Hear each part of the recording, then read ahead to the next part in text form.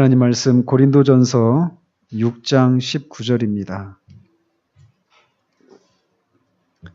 6장 19절 같이 읽도록 하겠습니다. 시작. 너희 몸은 너희가 하나님께로부터 받은 바 너희 가운데 계신 성령의 전인 줄을 알지 못하느냐. 너희는 너희 자신이 것이 아니라. 네, 오늘부터 이제 성령의 교리에 대해서 살피도록 하겠습니다. 벌써 이제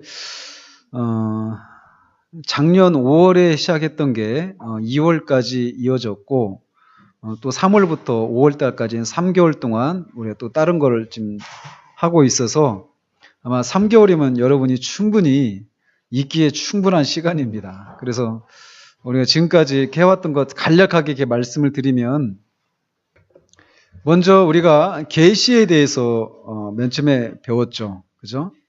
그래서 하나님이 어떤 분이신지를 우리에게 계시해 주시기를 기뻐하셨다라는 거예요. 그래서 하나님이 어떤 분이시고 그분이 하신 일들이 무엇인지를 우리에게 계시해 주시지 않으면 우리는 알 수가 없습니다. 우리가 그런 지식을 갖지 못한다라고 하는 것은 우리가 깜깜한 가운데 살아가는 것과 똑같은 거예요. 그래서 우리가 처한 그 상황들이 어떤 상황인지를 알 수도 없고 어떻게 헤쳐나가야 되는지, 그리고 지금 우리를 둘러싸고 일어나는 일들이 무엇인지 이런 것들을 알 도리가 없는 거죠. 근데 우리 인생을 살아가면서 우리는 그런 어두움들을, 그런 때를 많이 지난단 말이에요. 근데 그런 일들이 왜 일어나고 또 그런 상황 가운데서 어떻게 헤쳐나가야 되는가, 이런 것들에 대해서 하나님께서 계시를 통해서 빛을 허락하시지 않으면 우리가 그거를 헤쳐나갈 수가 없다라는 것이죠. 근데 하나님께서 어떤 일반 어떤 자연을 통해서 또 역사를 통해서 하나님이 어떤 분이신가를, 또 그분이 하신 일이 무엇인가, 이런 것들에 대해서 계시하시기를 기뻐하셨습니다. 그리고 특별히 그의 아들 말세, 그의 아들을 통해서 하나님이 또 계시하셨고, 특별히 우리가 성경이라고 하는 이 성경을 통해서 하나님이 특별히 계시를 하셨죠. 그러니까 우리가 결국은 이 성경이 하나님의 계시다라고 하는 이 진리에 우리가 순종을 하느냐, 아니면 성경보다 내 지성이, 내 이성이 더 위에 있다라고 하는 이런 입장을 취하더니, 둘 중에 하나라는 겁니다. 그래서 우리는 어린아이처럼 그 성경의 권위 앞에 우리가 무릎을 꿇고, 이 성경이야말로 우리가 무엇을 믿고 또 우리가 누구이고 또 어떻게 살아가는 것이 참된 길인지를 우리에게 제시해 줄 수 있는, 우리 신앙과 삶에 있어서 유일무이한 그런 최종적인 권위다라고 하는 그런 분명한 승복하에 이제 우리 신앙을 이렇게 해나갈 수 있는 거죠. 그래서 그 성경 속에서 말하고 있는 것이 무엇인가? 그래서 그 성경 속에서 먼저는 하나님의 성품에 대해서, 그분의 본질, 그분의 그런 본성에 대해서 우리가 이렇게 살펴봤고, 그 하나님이 또 어떤 방식으로 존재하시는가? 삼위 하나님으로 계신다라는 거죠. 그래서 그 삼위 하나님에 대해서도 우리가 살펴보았고, 그 하나님께서 천지를 창조하신 것에 대해서, 그리고 특별히 선한 천사들, 그리고 우리 사람의 창조에 대해서도 우리가 살펴봤습니다. 하나님이 사람을 창조하셨을 때 하나님의 형상을 따라 창조하셔서 정말 하나님의 그 영광을 반영하는 그런 반사체로 우리를 빚으셨지만, 오늘날 우리 인간의 모습을 보면 도무지 그 모습과 지금 우리의 현재의 모습이 같이 큰 간격이 있다는 겁니다. 왜 이런 간격이 생겨났는가? 그건 인간의 타락 때문에 그랬다. 그래서 인간의 타락 교리에 대해서도 살펴봤었죠. 그리고 그 타락했는데 그 상태로 우리를 내버려두지 않으시고 하나님이 우리를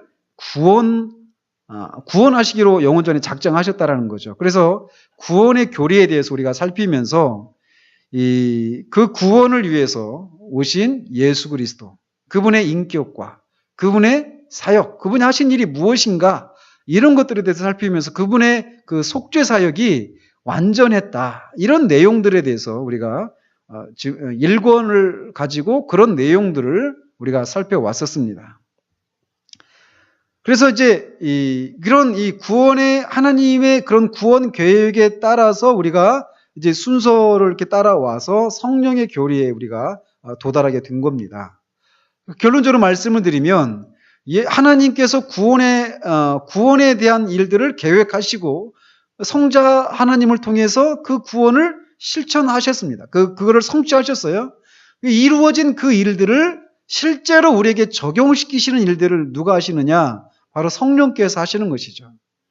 그러니까 그리스도를 통해서 그 속죄사에게 다 완성되었습니다. 근데 그것이 실제적으로 우리의 것이 이렇게 되도록 역사하시고 주장하시는 분이 성령님이신데 그 순서를 따라서 그렇게 성령의 교리를 우리가 살펴간다는 것입니다.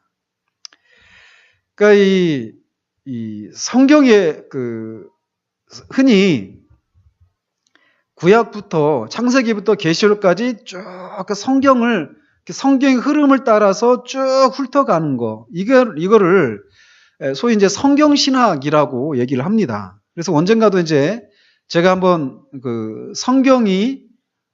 성경에서 말하고 있는 것들이 이제 어떤 흐름을 가지고 있는가 이런 성경신학적인 그런 관점에서 한번 성경을 한번 쭉 훑는 그런 것도 한번 할 계획입니다. 이거를 2권을 끝나고 하든지 아니면 3권 다 끝나고 하든지 어쨌건 이 오후 예배 시간에 한번 그거를 쭉 한번 해 나갈 거예요. 근데 그 성경신학은 이 시간적인 순서를 따라서 이렇게 쭉 진행되어져 갑니다. 그래서 이를테면 우리가 성경을 이렇게 쭉 읽잖아요. 읽어 나가잖아요. 제가 지난번에 이렇게 한번 도전을 드렸는데 꼭 우리 교인들은 자기 나이만큼 성경을 읽기를 바랍니다. 이거는 1년에 한 살씩 우리는 먹지만 이 성경 읽는 거는 1년에 10살도 먹을 수 있어요. 그러니까 열심을 내시면 지금까지 못 따라오는 거 따라올 수 있습니다. 뭐 그렇게 해야 구원받는 건 아니지만.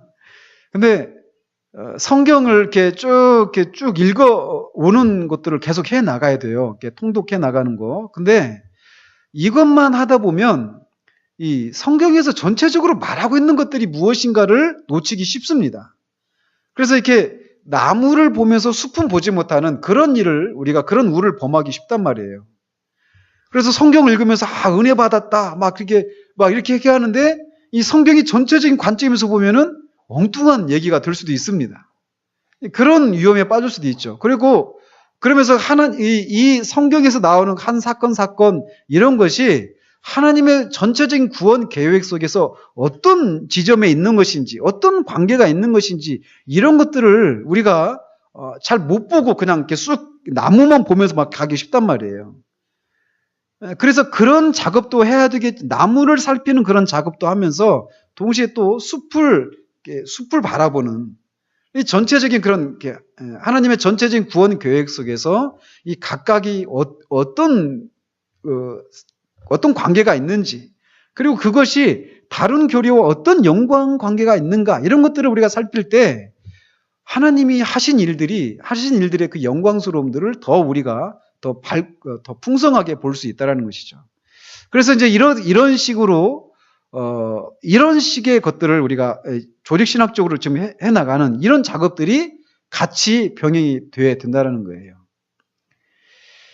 자, 그래서 이제 우리는 이제 성령의 교리를 살펴가는데 성령의 교리에 대해서 이렇게 신학적으로 교리사적으로 이렇게 살펴보면 이 성령의 교리가 그렇게 많이 교회사적으로 이렇게 두드러지지 않았던 것이 사실이라는 겁니다. 그래서 초대교회 때 그 교회에서 주로 논쟁이 되었던 것이 뭐냐면 성자 예수 그리스도, 성자 하나님 예수 그리스도의 인성과 신성에 대한 얘기들. 그러니까 그 성자 성자 하나님에 대한 그 교리가 중점적으로 다루어졌습니다. 그래서 우리가 이 초대교회 요한일서 5전에 살피고 있지만 그 초대교회에 예수 그리스도의 신성을 믿지 않는 그런 그 거짓 가르침들이 교회 안에 있었기 때문에 교회가 주로 초대교회에서는 그렇게 예수 그리스도의 인격에 대해서 그런 공격을 방어하는 이런 것들에 많이 치중이 있었단 말이죠. 그렇기 때문에 성령의 교리가 성자 하나님 예수 그리스도의 그 인격에 관한 그런 교리보다도 조금은 소홀히 다루어졌다라는 것입니다. 전혀 없었던 건 아니지만 말이죠.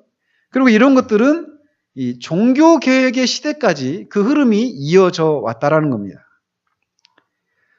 우리가 흔히 이 종교개혁하면 오직 믿음으로 의롭다함을 받는다라고 하는 이 소위 이신칭의의 교리, 이것을 다시금 재발견한 여기에 종교개혁에 많은 의의를 두고 있잖아요.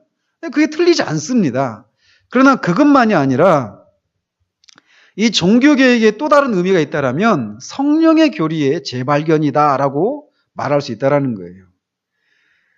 그래서 오늘날 이 성령 운동하고 막 성령 이런 얘기들이 많이 교회 안에서 많이 이렇게 되어져 가고 막 그런 얘기들이 많이 되어져 가고 있잖아요.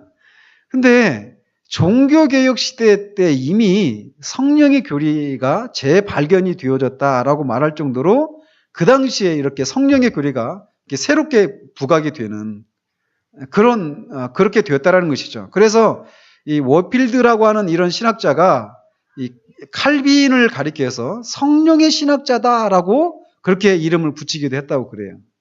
그만큼 이 종교개혁의 양대 그 산명이었던 루터와 칼빈, 그 중에 한 명의 칼빈을 가리켜서 성령의 신학자다 이렇게 부를 정도로 이 종교개혁 시대 때 성령의 교리가 이렇게 크게 재발견되면서 크게 부각이 되었고, 특별히 17세기의 그런 영국의 그런 경건한 청교도들에 의해서 이 성령의 교리가 활발하게 신학적으로 이렇게 논쟁이 이렇게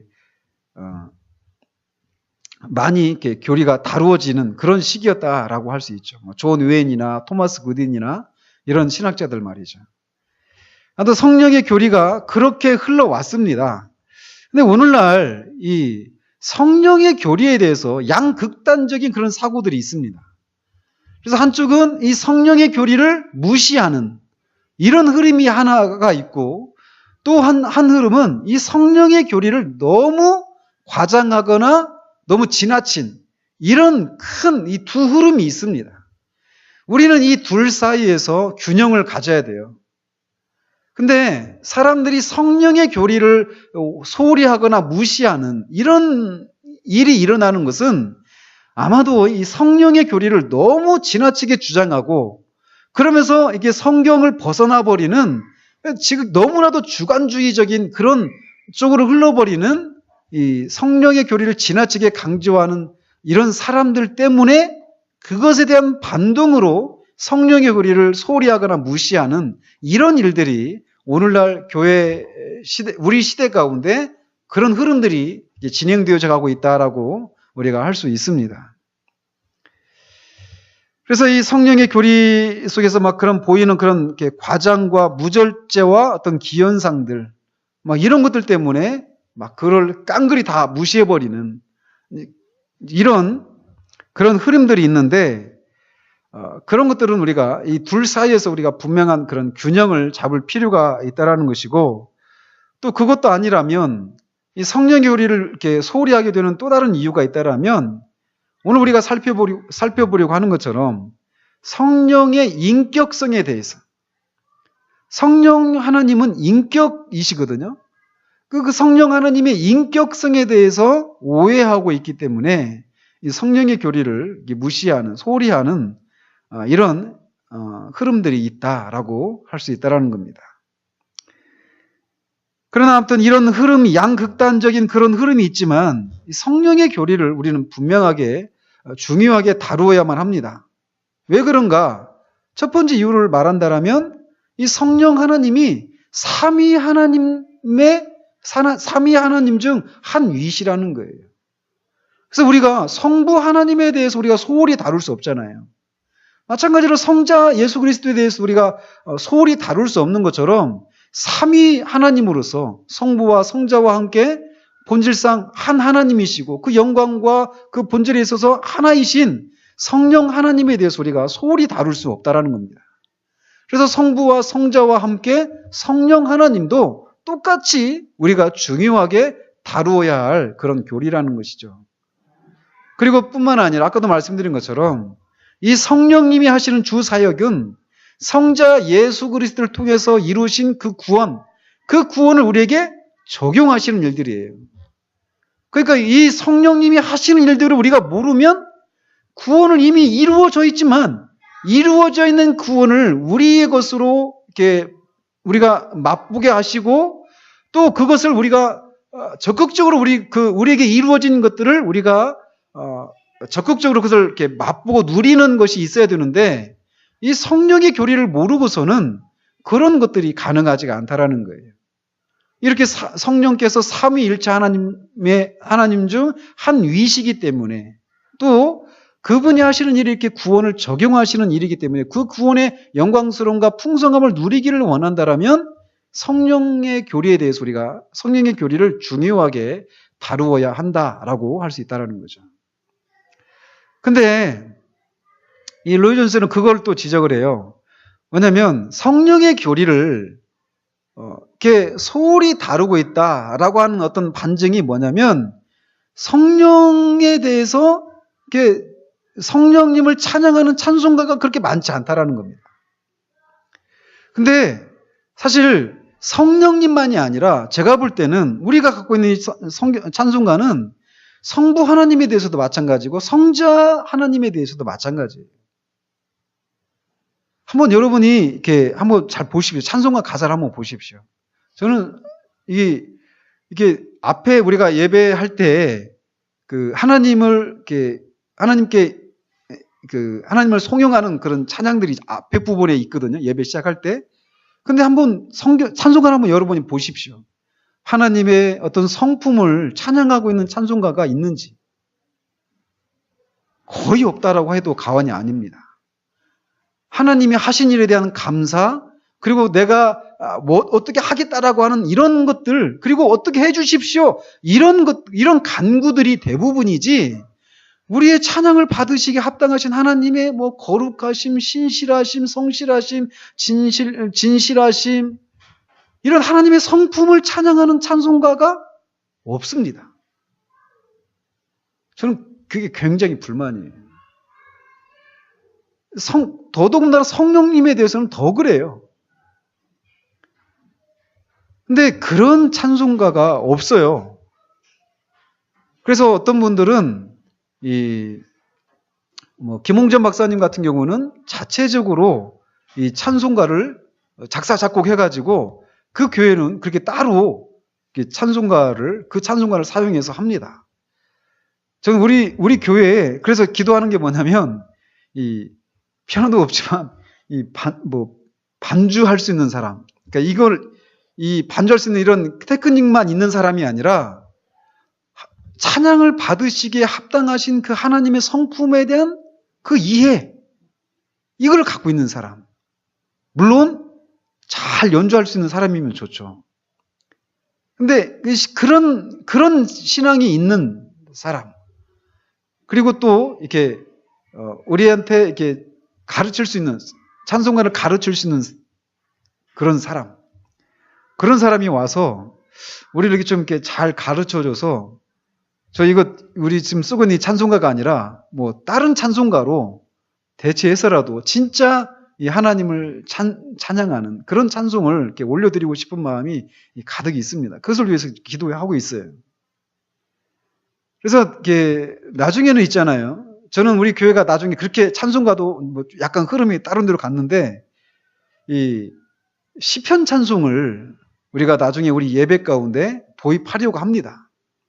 근데 우리가 복음송이랄지 지금 우리가 사용하고 있는 이런 찬송가, 이런 찬송가 이 곡조들이 우리가 너무 익숙해져 있어서 이 시편 찬송가 이런 게 너무 밋밋하고 그 맛을 제대로 이렇게 못 보게 돼 버렸습니다. 너무 이런 것들이 익숙해져 있다 보니까.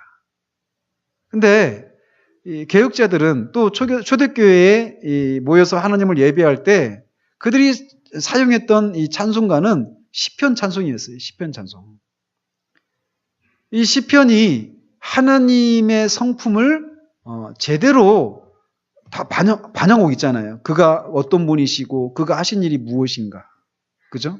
그러니까 시편 같이 하나님을 바르게 이렇게 묘사하고 있는 가사가 없습니다.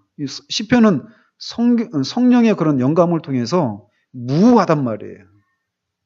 그래서 조금 더 앞서가 계신 분들은 교회 안에 이런 찬송가가 아니라, 우리가 사용하는 찬송가가 아니라 시편 찬송가로 합니다. 그 더 나간 분들은 이 시편 찬송 자체가 번역이 또 충분하지 않다 해가지고 자체적으로 번역한 시편 찬송을 예배 중에 도입해서 사용하시는 분도 계십니다. 저는 할 수만 있으면, 지금은 할래도 할 수가 없습니다. 뭐 반주기로 이 시편 찬송을 할 수도 없는 상황이고. 그래서 이제 나중에 우리가 그렇게 갈 거예요. 그래서 나중에도 이제 예배 모범에 대해서도 한번 여러분들한테 그런 교육이 필요하다고 생각이 되어지는데, 우리가 이 예배에 대해서, 제가 지금 자꾸 3층으로 빠져서 죄송합니다. 이 예배에 대해서도 우리가 배워야 돼요. 예배가 무엇인가. 그리고 그 예배 그 모범에 대해서도 배워야 됩니다. 그래서 웨스트민스터 신앙 고백서에도 보면 예배 모범이 나와 있거든요. 나중에 그 다 다룰 겁니다. 그래서 우리가 다 새롭게 배워야 돼요. 우리가 그냥 너무 어려서부터 그냥 쭉 교회를 다니면서 뭐 장로교든 순복음교회든 뭐 무슨 어디든 막 그냥 다녀서 그냥 우리가 익숙해졌던 그 환경에 익숙해져서 그게 그런가 보다 하고 가는데, 그게 정말 성경적인지 이런 것들을 다 짚어봐야 필요가 있어요. 왜 사도신경을 해야 되는지, 왜 교동문이 있는지, 이게 다 이유가 있습니다. 신학적인. 그래서 그런 것들을 우리가 다 배워야 되는 거죠. 근데 어쨌건 성령의 교리에 대해서도 성령 하나님의 그런 성품과 그의 하시는 일들을 통해서 드러난 그의 기이하심, 이런 것들을 이렇게 충분히 가사를 통해서 얘기하고 있는 거 없어요. 그 찬양을 제가 비하하고 싶어서, 폄하하고 싶어서 그런 것이 아니라 막 불 때는 막 이런 찬양들이 많아요. 특히 성령과 관련해서 보면은. 그죠? 그래서 막 빠른 곡조에 막 은혜를 막 내려주시기를 이런 간구와 관련된 찬양들이 대부분입니다. 그만큼 성령 교리에 대해서 좀 이렇게 충분히 다뤄지지 않고 있다라는 반증이 그런 것을 통해서도 우리가 드러나고 있다라는 것입니다. 그래서 이제 이 성령 교리를 아까 두 가지, 삼위 하나님의 한 분이시고 또 우리의 구원을 적용하시는 이런 일을 하고 계시는 분이시기 때문에 성령 교리를 우리가 중요하게 다루어야 되는데, 이 성령 교리에 접근하는 가장 좋은 방법은 뭐냐? 그 성령님에게 주어진 이름을 살펴보는 것입니다. 그래서 성령님의 이름들을 성경에서 이렇게 말하고 있는데 그거를 살펴보는 거예요. 그래서 보면 먼저는 성부와 관련해서 성령님을 뭐라고 하는가? 나중엔 여러분들이 제가 이제 성경 구절만 불러드릴 테니까 나중에 한번 이렇게 찾아보시기 바랍니다. 가장 먼저 등장하는 게 창세기 1장 2절이죠. 그래서 하나님의 영은 수면 위에 운행하시더라 이렇게 나오잖아요. 그래서 창세기 1장 2절에는 하나님의 영 이렇게 말을 합니다. 성부의 영이죠. 성부 하나님의 영. 여기서 말하는 하나님은 성부 하나님을 가리키는 거니까. 누가복음 4장 18절에서는 주의 성령 이렇게 얘기를 합니다. 고린도전서 6장 11절에서는 우리 하나님의 성령, 또 이사야서 61장 1절에서는 주 여호와의 영, 마태복음 10장 20절에서는 너희 아버지의 성령, 고린도 후서 3장 3절에서 살아계신 하나님의 영, 창세기 6장 3절에서는 나의 영, 나가 하나님 아버지입니다. 성부 하나님. 시편 139편 7절에서는 주의 영, 또 민수기 11장 29절에서 그의 영, 로마서 8장 11절에서는 예수를 죽은 자 가운데서 살리신 이게 누구십니까? 성부 하나님이신데 그의 영이라고 말한단 말이죠. 그러니까 이런 표현들은 다 성부 하나님과 관련해서 관련된 성령님의 이름 또는 호칭이란 말입니다. 그리고 또 성자와 관련돼서 로마서 8장 9절에서는 누구든지 그리스도의 영이 없으면 하나님의 사람이 아니라 이렇게 얘기하잖아요. 그리스도의 영 이렇게 말을 합니다. 또 빌립보서 1장 19절에서는 예수 그리스도의 성령 이렇게 말을 하고, 갈라디아서 4장 6절에서는 그 아들의 영, 또 사도행전 5장 9절에서는 주의 영 이렇게 말을 합니다. 여기서 말하는 주는 예수 그리스도를 가리킵니다. 그렇게 해서 이 성부 하나님과 성자 하나님과 관련해서 성령님을 그렇게 묘사하고 있다는 말이죠. 그리고 성령님을 직접적으로 가리키고 있는 그런 호칭들이 있습니다. 그래서 성령님을 직접 가리키는 호칭이 뭡니까? 성령님이죠. 가장 먼저는. 그죠? 성령님이에요. 그리고 그 로마서 1장 4절에서는 성결의 영 이렇게 말을 합니다. 성결의 영. 또 요한일서 2장 20절에서는 거룩하신 자. 히브리서 9장 14절에서는 영원하신 성령. 또 로마서 8장 2절에서는 생명의 성령.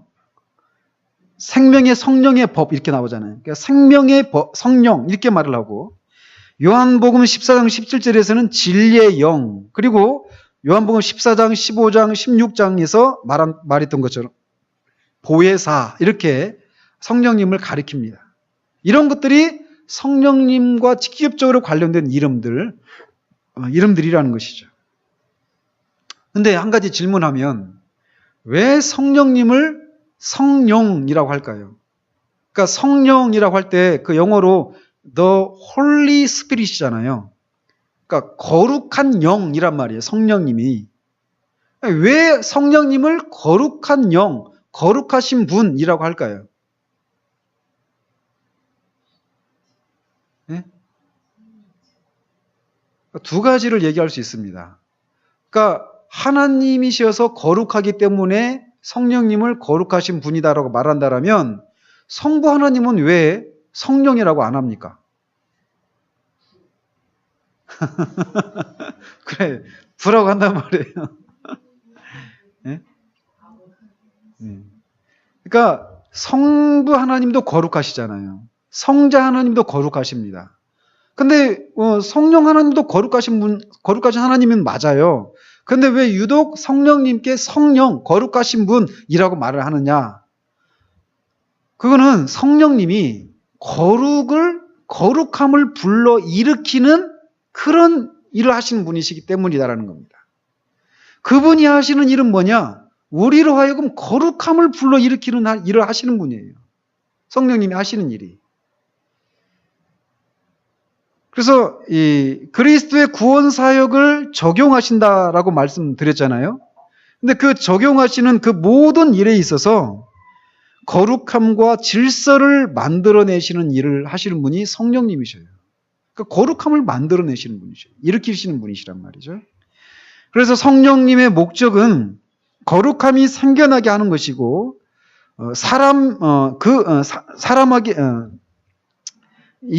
거룩함이 생겨나게 하는 것인데, 사람에게서뿐만 아니라 자연과 피조물을 통해서도 그렇게 거룩함을 이렇게 일으키는 일들을 하신다라는 겁니다.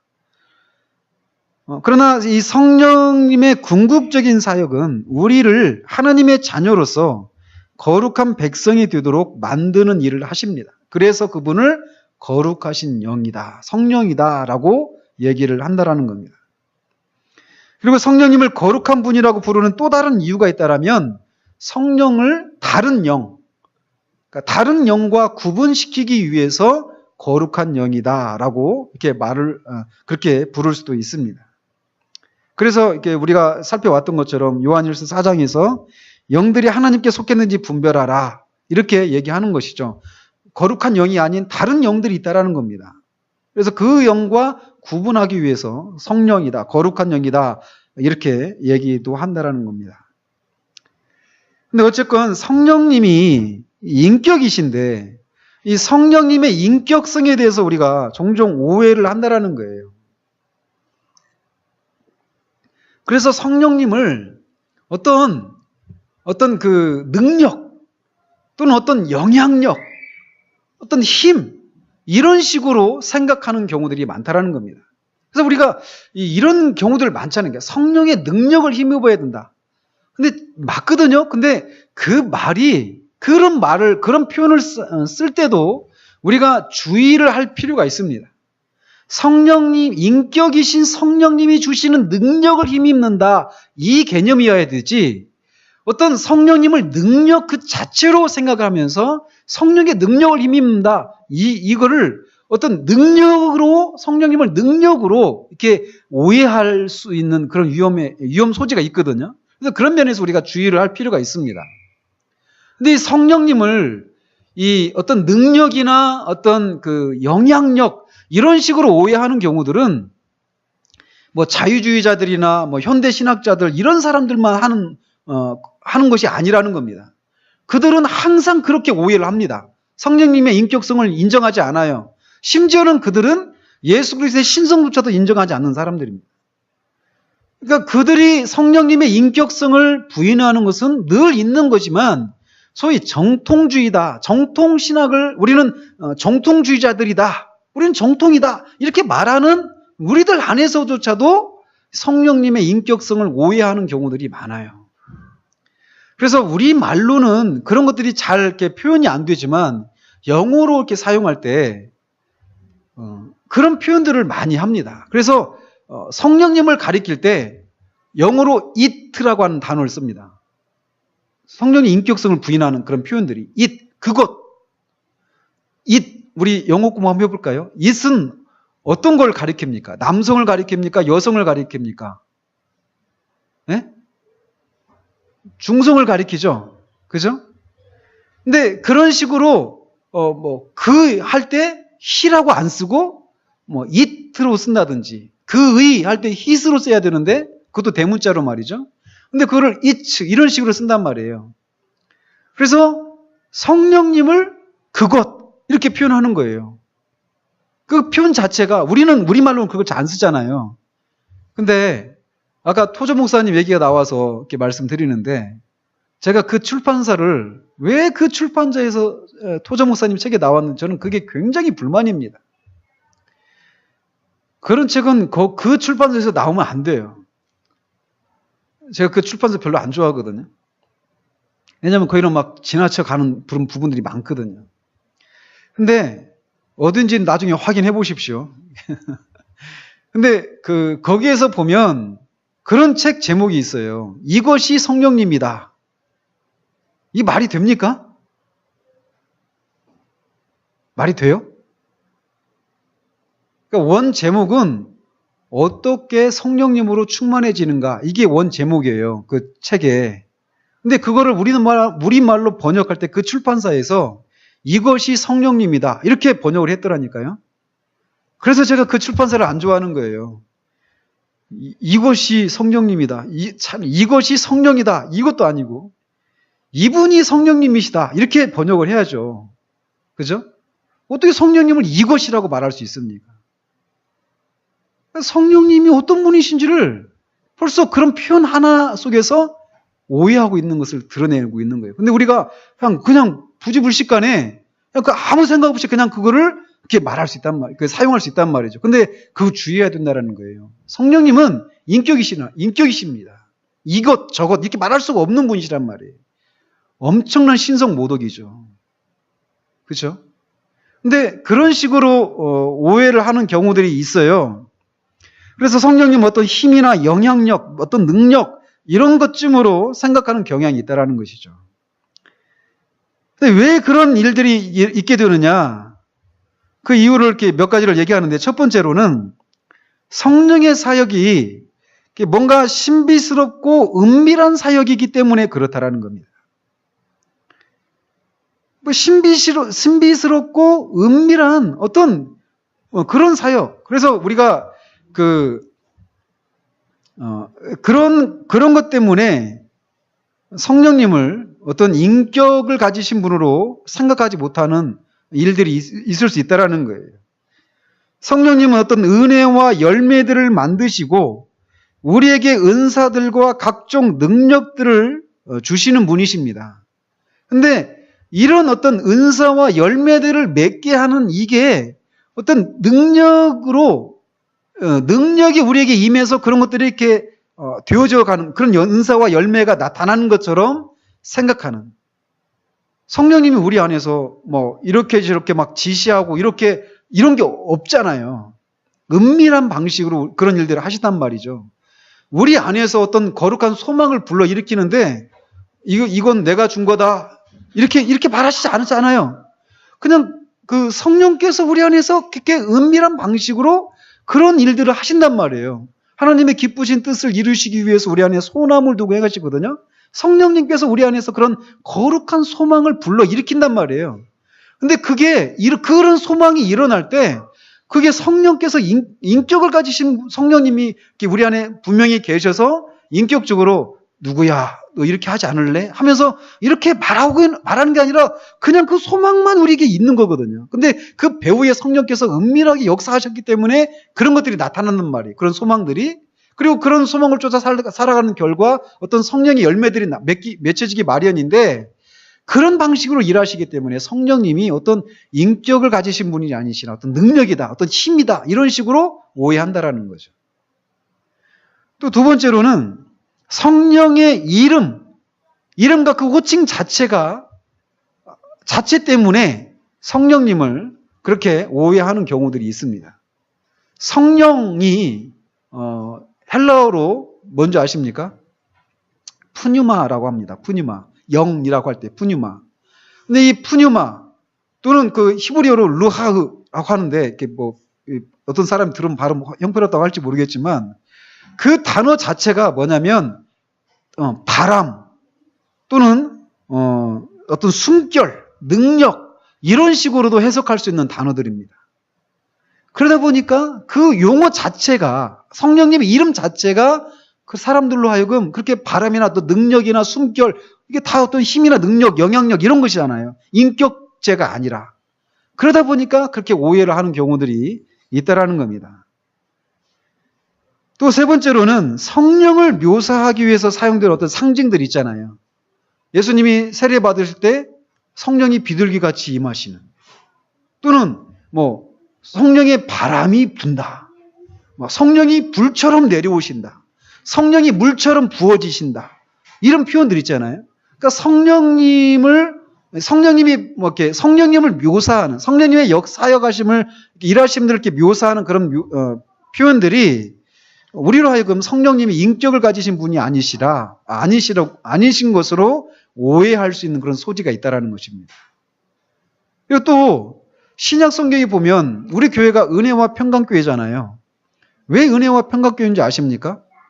어디서 따온지 아십니까? 서신서들을 다 보십시오. 서신서들을 보면 한번 우리가 고린도전서 봤으니까 고린도전서 한번 보십시오.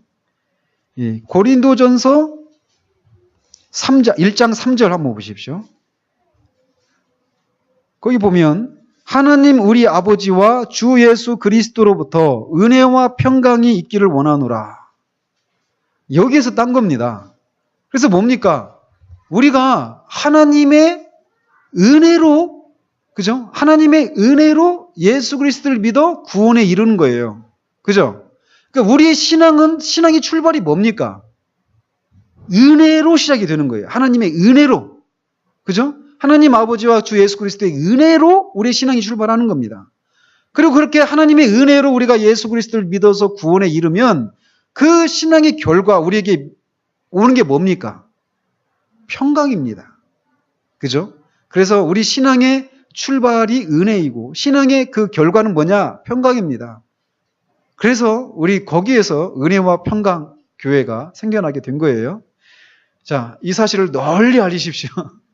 근데 이 은혜와 평강이 있을지어다 하는데 항상 보면은 하나님 아버지와 성자 예수 그리스도로 말미암아 은혜와 평강이 너에게 있을지어다 이렇게 얘기하고 있어요. 다른 서신도 다 보십시오. 어느 한 군데도 성령님이 같이 이렇게 언급되어서 서신이 이렇게 서두가 인사말이 그렇게 시작되는 것이 없어요. 그러다 보니까 그렇고 또 이 요한복음 17장 3절에 영생은 곧 유일하신 참 하나님과 그가 보내신 자 예수 그리스도를 아는 것입니다. 이렇게 얘기하잖아요. 거기서 영생은 하나님과 예수 그리스도를 아는 것이다. 이렇게만 나와 있습니다. 이게 성부와 성자는 나와 있지만 성령이 나와 있지 않아요. 또 요한 1서에서도 우리의 사귐은 아버지와 그의 아들 예수 그리스도와 더불어 누림이라. 여기도 성령님이 빠져 있습니다. 그러다 보니까 성령님이 성부와 성자 하나님에 대해서는 이렇게 분명히 성경에서 언급하고 있는데 성령님이 빠져 있다 보니까 성령님의 이건 존재, 어떤 인격성 이런 것을 우리가 생각하지 않고 그냥 성부의 영 또는 성자의 영 이렇게만 생각한다라는 거예요. 우리에게도 영이 있잖아요. 그죠? 우리 사람에게도 영이 있잖아요. 근데 그 영이 우리 인격체는 아니잖아요. 우리 인격체 안에 영이 있는 거죠. 그죠? 그런 것처럼 성부의 영, 그리스도의 영 이렇게만 안단 말이죠. 그러니까 성령님을 인격을 가지신 분으로 생각하지 못하는 그런 것이 이런 성경 구절과 관련해서도 생겨날 수 있다는 겁니다. 또 헬라어에서 이 영이라고 하는 말이 중성 명사예요. 남성도 아니고 여성도 아닙니다. 중성이에요. 그래서 어떤 사물이나 동물 이런 것들을 가리킬 때 그런 것들이 중성이잖아요. 남성, 여성이 아닌 다른 모든 것이 중성인데 영이라고 하는 단어 자체가 중성 명사예요. 그래서 이제 번역할 때 킹 제임스 버전 이런 데서 보면 성령이 친히 우리 말은 친히 하니까 벌써 어때요? 우리 말은 어떤 인격성이 이렇게 내포되어 있죠. 우리 말 자체는. 근데 그 킹 제임스 버전 보면 이렇게 그렇게 안 되어 있어요. The Spirit itself 이렇게 되어 있습니다. itself 중성으로 되어 있단 말이에요. 원래 어떻게 해야 됩니까? The Spirit himself 이렇게 돼야 되는 말이에요. 원래. 근데 이 번역을 잘못한 거죠. 킹 제임스 버전이. 성령의 그런 이거를. 그래서 뭐 로마서 8장 26절도 마찬가지입니다. 우리를 위하여 친히 할 때도 거기서도 중성 명사를 가리키는 대명사를 받아요. itself로. 아무튼 이 영이라고 하는 말을 헬라어의 영이라고 하는 말 자체가 푸뉴메라고 하는 단어 자체가 이 중성 명사예요. 그러다 보니까 이거를 이 킹 제임스 버전처럼 그냥 중성이니까 문자적으로 그냥 그대로 이렇게 기계적으로 받아서 itself 이렇게 받아버렸단 말이죠. 이게 이제 이런 것 때문에 인격성을 이렇게 오해하게 되는 일이 있다라는 것이죠.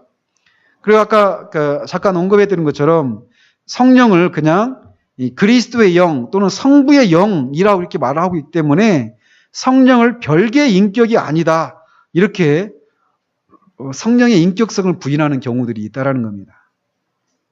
그러나 성경은 성령님이 인격성을 가지신 분이시다라고 분명히 얘기하고 있다라는 거예요.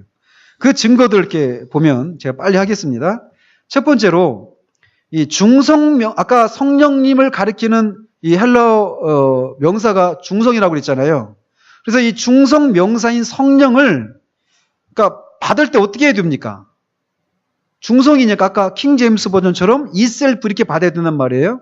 그런데 그 원어를 보면 중성 명사인 성령을 받을 때 남성 명사인 그로 이렇게 지칭을 합니다. 네? 그러니까 이게 다시 좀 이렇게 여러분들 중학교 1학년으로 돌아가서 남성, 여성, 중성, 또 명사, 대명사 이런 것도 좀 잠깐 제가 언급해 드릴게요. 자, 이명섭이라고 하는 이 이름이 명사죠. 그죠? 고유 명사잖아요. 그러면 이명섭이 설교를 했다. 이렇게 돼요. 근데 그 이명섭을 다른 대명사로 받으면 어떻게 표현할 수 있습니까? 대명사로 표현하면. 그가 설교를 했다. 이렇게 되잖아요. 그죠? 그죠? 명사, 이명섭이라고 하는 이름은 고유 명사이고 그 명사를 받는 대명사는 제가 남성이잖아요. 그러니까 그가 설교를 했다. 이렇게 된단 말이에요. 문법적으로. 자, 그러면, 근데, 개가 짖었다. 이런 문제가 있다고 합시다. 그럼 개가 짖었다. 그러면 그거를 개를, 독이든지 더 독이든지, 더독박 이렇게, 이런 표현이 있는데, 그거를, 개를 대명사로 받으면 어떻게 해야 됩니까? 그가 짖었다. 이렇게 해야 됩니까? 아니면, 암캐니까, 그녀가 짖었다. 이렇게 말할 수 있습니까? 아니죠. 어떻게 됩니까? 그것이 지었다. 이렇게 된단 말이에요. 남자든지 여자든지 상관없이. 그죠? 그러니까 이게 지금 제가 잘못된 용어를 말했습니다. 말하고 보니까 잘못된 용어를 말한 것 같은데. 그건 다 무시하고. 어쨌건, 중성 명사를 대명사로 받을 때는 중성 대명사로 받아야 된단 말이에요. 근데 성령님이 아까 말한 것처럼 헬라어로 중성이란 말이에요. 그런데 그러면은 그거를 받는 대명사도 중성 대명사로 받아야 되는데 성경에서 12군데에서 중성 명사인 성령님을 대명사로 받을 때 항상 그로 받고 있다라는 겁니다. 그러니까 남성 대명사로 받고 있다라는 거예요. 중성 명사를 중성 대명사가 아니라 남성 대명사로 받고 있다라는 겁니다. 이것이 성령님이 인격을 가지신 분이시다라고 하는 것을 말해주는 첫 번째 증거라는 겁니다. 또 두 번째로 성경에 성부와 성자와 같이 성령님을 동일한 선상에서 언급하는 그런 구절들이 있다라는 거예요. 가장 잘 유명한 구절 두 구절이 있죠. 그 중에 하나는 오늘 또 들었습니다. 예수 그리스도의 은혜와 성부 하나님의 사랑과 성령님의 교통하심. 그렇죠? 고후 13, 13. 고린도후서 13장 13절에 있는 것처럼 그 사도적인 그 축도 있잖아요. 거기에서 성부와 성자와 성령님이 같이 언급됩니다. 또 한 구절이 있죠. 유명한 구절. 세례를 받을 때 성부와 아들과 성령의 이름으로 세례를 주라고 얘기하고 있어요. 근데 거기서 이름들로 세례를 주라고 하고 있습니까? 이름으로 세례를 주라고 하고 있습니까? 즉 복수입니까? 단수입니까? 단수죠. 그죠? 그러니까 그래서 그 구절에서도 우리가 삼위의 일체성을 거기에서도 이렇게 볼 수 있습니다. 그래서 성부와 성자와 성령님이 같이 언급되고 있다라는 겁니다. 그런 구절들이 성령님이 인격성, 성부와 성자처럼 인격성을 가지신 분이시다라고 하는 것을 말해준다라는 거예요. 또 성령님이 인격성을 가지고 있다라고 하는 증거가 또 뭐냐면 이 사도행전 15장에 보면 그런 사건이 일어납니다. 초대교회에서 바울이 전도했던 그 안디옥 교회 그 지역에 유대인들 중에 이제 기독교로 개종한 사람들이 와요. 근데 그 사람들이 이제 안디옥 교회에 있는 사람들은 다 이방인들이었거든요. 그러니까 헬라 사람들입니다. 이 사람들이 기독교로 개종한 겁니다. 근데 그 사람들에게 유대인이었다가 기독교로 개종한 사람들이 와가지고 너희들이 구원받으려면 할례도 받고 율법을 지켜야 된다. 이렇게 얘기하는 거예요. 그래가지고 그것이 교회 안에서 큰 논쟁거리가 되었습니다. 그래서 이제 바울과 바나바 등이 이제 그리고 안디옥교회 그 지도자들이 예루살렘으로 와가지고 이 사도들과 논쟁을 하는 겁니다. 가지고 이방인들이 할례를 지키고 율법을 지켜야 되는가? 대부분의 유대교에서 개종한 사람들 막 그렇게 얘기하고 있단 말이에요. 근데 이제 그래가지고 논쟁을 했는데 결국은 어떤 결론에 도달했느냐? 결론에 도달해가지고 이렇게 얘기가 되어져요. 그 15장 28절에 성령과 우리는 이 요긴한 것들 위에 아무 짐도 너희에게 지우지 아니하는 것이 옳은 줄 알았노니 이렇게 결론을 맺습니다. 어떤 결론? 지금 앞에는 제가 인용해드리지 않았는데 어떤 결론에 도달했냐면 오직 예수 그리스도를 믿음으로 구원에 이르는 것으로 충분하다라는 겁니다.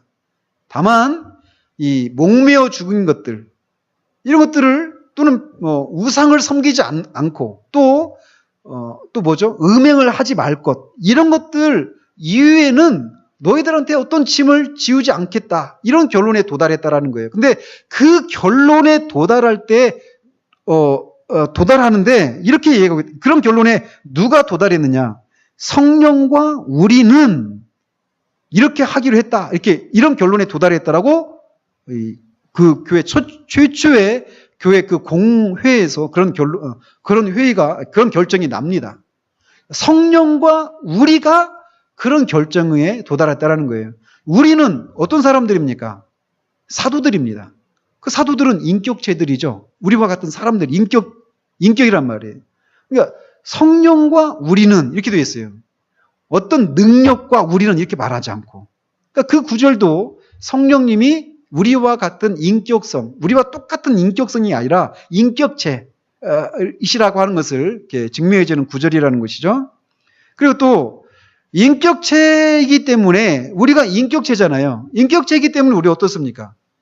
지적인 그런 능력이 있죠. 그죠? 그래서 뭔가를 사물을 판단하고 분별하고 하는 이런 능력, 지성적인 능력이 있습니다. 그런 것처럼 성령님도 어떤 지식을 갖고 있다라는 거예요.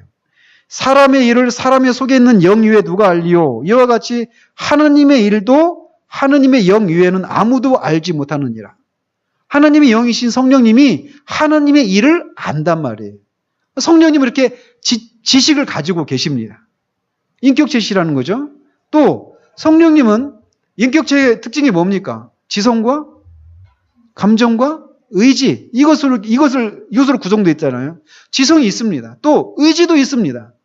그래서 이 모든 일은 같은 한 성령이 행하사 그의 뜻대로 각 사람에게 나누어 주시는 것이니라. 이 고린도전서 12장에 있는 말씀인데, 거기에서 은사들 있잖아요. 각종 그 은사들, 성령의 은사들을 누가 나누어 주시는 거냐? 내가 열심히 기도해가지고 얻어내는 것이 아니라 성령님께서 당신의 뜻대로 주권적으로 나누어 주시는 거라는 거예요. 그러니까 오늘날 성령 운동하는 사람들이 잘못하고 있는 것 중에 하나도 여기 있습니다. 이 성령님께서 그것을 주권적으로 주시는 거예요. 내가 그것을 얻기 위해서 소나무뿌리 몇 개 뽑고 자꾸 방언을 얻기 위해서 막 라라라라 방언 연습해가지고 터득하는 것이 아니라는 겁니다. 하나님이 주권적으로 주시는 거예요. 성령님께서 특별히. 그러니까 이렇게 성령님은 주권적인 의지를 가지고 계신 분이십니다. 인격체시라는 거죠. 또 성령님은 마음을 가지고 계셔요. 감정을 가지고 계십니다. 그래서 마음을 살피시는 이가 성령의 생각을 아시나니 라고 말을 하고 있어요. 그래서 성령님은 또 사랑하시는 분이십니다. 성령의 열매 첫 번째 그 측면이 뭐죠? 사랑이죠. 사랑, 사희와 오자양 충원절. 자, 이거를 95년도 때 이렇게 외워놓으니까 안 잊어먹어요. 사희와 오자양 충원절. 희락, 화평, 오래 참음, 자비, 양선, 충성, 온유, 절제. 이렇게 외우시면 그럼 다 외워집니다. 평생을 가도 안 잊어먹어요.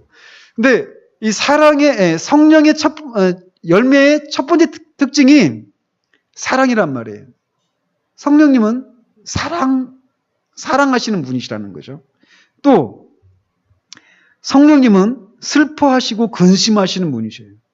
그래서 에베소 4장에서 성령을 근심케 하지 말라. 이렇게 능력이 근심할 수 있습니까? 아니죠. 성령님은 근심할 수 있는 이런 인격체시라는 것이죠. 그리고 성령님은 우리 안에 계시는 분이십니다. 그래서 성령이 아까 우리 읽었던 것처럼 하나님께로도 받은 바 너희 가운데 계신 성령의 전인 줄을 알지 못하느냐. 이렇게 얘기하고 있다는 것이죠. 그래서 성령님이 우리 안에 거하시는 분이셔요. 계시는 분. 이런 것들이 성령님이 인격을 가지신 분이시다라고 하는 것을 말해주고 있다는 것이죠. 성령님이 인격을 가지신 분이시다. 이게 성경에서 말하고 있는데 왜 성령님이 인격을 가지신 분이시다라고 하는 것을 이해하는 것이 아는 것이 중요하느냐. 성령님이 우리가 정말 그리스도인의 삶을 살아가려고 한다라면 이 성령의 교리는 너무나도 실제적이고 중요하다라는 겁니다. 우리가 이 고린도전서 6장 19절에서 너희 몸이 하나님께로부터 받은 바 성령님이 계시는 전인 줄 알지 못하느냐. 고린도전서 6장에서 다루고 있는 게 뭔지 아십니까? 어떤 문제? 그 교회의 음행의 문제를 다루고 있습니다. 음행하는 거. 어떤 사람이 자기 계모하고 그런 자기 계모를 범하는 일이 있는 거예요. 그거를 다루는 겁니다. 근데 성령님이 너희 안에 있다는 것을 안다면 우리의 삶이 바뀌지 않겠습니까? 그죠? 그러니까 성령님이 인격체로 계시는 분이시다라고 하는 것을 우리가 안다라면, 그래서 그 성령님이 근심하시기도 하시고 슬퍼하시기도 하시고 또 긍정적인 측면에서 우리 안에서 그런 사랑을 불러일으키고 우리로 하여금 이 하나님의 뜻대로 행하고자 하는 그런 거룩한 소망을 불러일으키시는 그런 분으로 우리 안에 계시는 분이시거든요. 그렇기 때문에 그 성령님의 그 인격을 가지신 분으로 우리 안에 계시다라는 사실들을 우리가 정말 늘 인식하고 산다라면 우리가 어디를 가든지 성령님 우리 가운데 계시거든요. 항상 계시거든요. 아무도 우리를 지켜보는 사람이 아무도 없는 그 자리에도 성령님 우리 가운데 계신 거예요.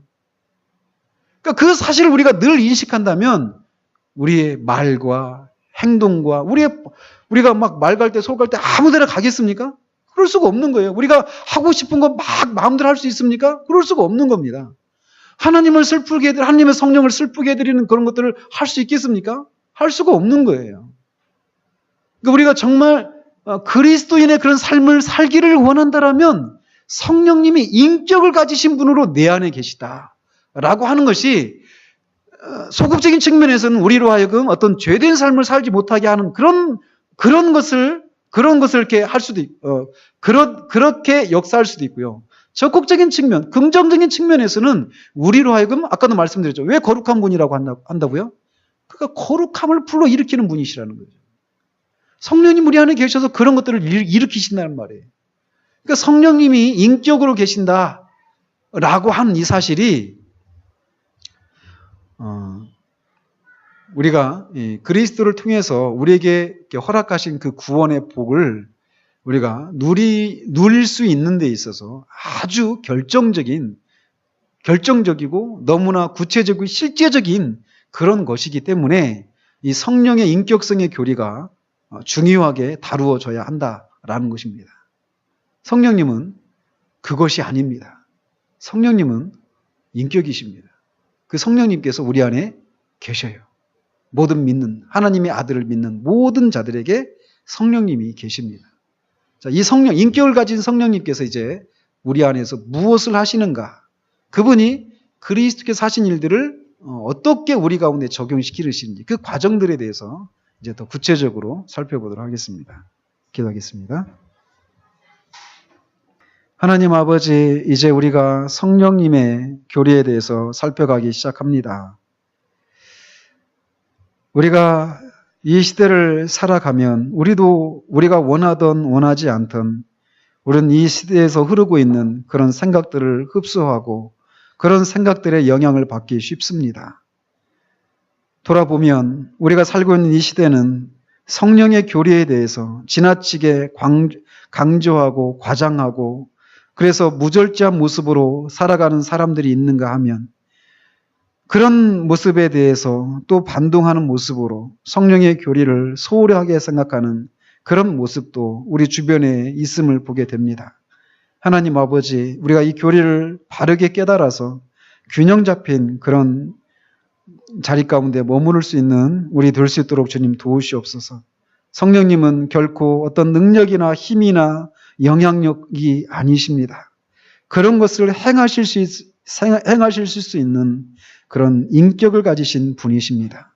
삼위 하나님 중에 한 분이심을 우리가 기억하게 하시고 그분께서 성자 예수 그리스도를 통해서 이루신 그 구원을 우리에게 적용시키시고 그것들을 우리가 누리며 살아갈 수 있도록 하시기 위하여서 우리 안에 거하시는 분이시다라는 것을 우리가 기억하며 우리가 어디에 있든지 무엇을 하든지 그 성령님이 우리 안에 계셔서 우리로 하여금 거룩함을 불러일으키는 일을 하고 계시다라는 것을 기억하며 그렇게 우리의 삶을 살아갈 수 있도록 주님 도우시옵소서. 그것을 우리가 늘 생각한다면 우리의 말에, 생각에, 행동에, 우리가 가는 곳에, 또 우리가 만나는 사람들에 대해서, 우리가 하는 일들에 있어서 많은 변화들이 일어날 것입니다. 하나님, 우리가 이것을 잊지 아니하고 그렇게 살아가는 우리 될 수 있도록 주님 도와주시고 그 삶을 통하여서 그리스도를 통해서 우리에게 이루어 놓으신 그 구원의 그 영광스러움들을 우리가 더욱더 만끽해 나가는 우리 모두 될 수 있도록 주님 도우시기 원하오며 우리 주 예수 그리스도 이름으로 기도합니다. 아멘.